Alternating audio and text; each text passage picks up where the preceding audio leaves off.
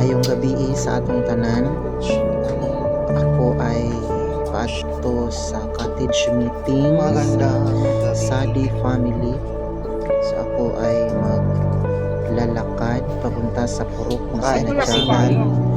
So ari sinay Merla nagpayong sa iya panihapon. Saan? Karon ako ay palabas na sa Port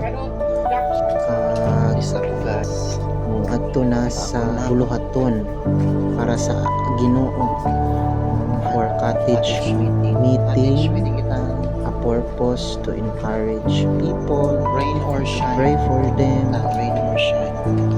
Ulan po guys. dalawang sila sa tiilan sa Ginoo. So karon bisan ulan kayo, so rain or shine taani para sa Ginoo. Dili makakahadlang ang ulan para sa buluhaton sa Ginoo. Maong permi nato inahon ang Dios tungod kay wala kitay mahimo kung wala kita sa tiilan sa Ginoo. So we need Jesus sa aton mga kabuhi. So karon mga kaigsuunan, ako nagalakaw sa gitna ng ulan. So karon ni anak ko sa Sadi family. So maya mag-uumpisa kami sa cottage meeting.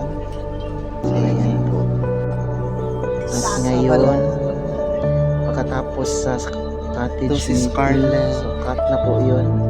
Nandito ako sa Miraflor family para bisitahin sila, encourage, pangamuyuan ang ilang mga kabuhi na pamilya. So ito po ang purpose ng pagbibisita is to encourage our schedule.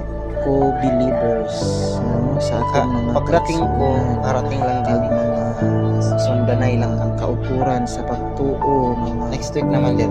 mga kaibigan, Salitan lang tayo. So karon diri Saan si ra Mama mo utob Sa Sa sa kanilang bahay. akong Kapangita kami sa mga na istorya. So dalaygon ang Ginoo sa sininagabi ug ang Dios magauban kanato.